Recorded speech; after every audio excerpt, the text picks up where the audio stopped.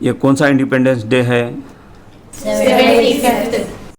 इस मौके पर हमें ये कन्फ्यूजन भी दूर कर लेने की ज़रूरत है कि ये जो हमने 15 अगस्त मनाया है, ये 75वां योम आज़ादी है या 76वां?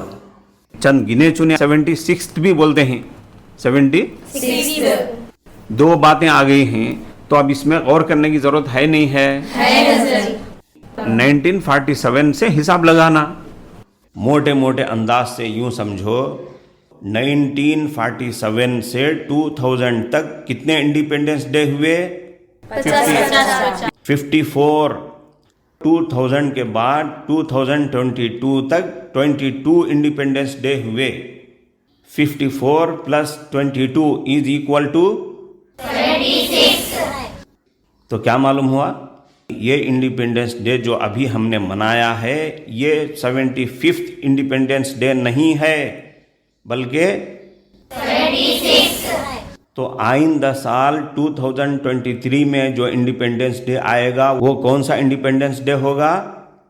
77। हाँ, 77। 70।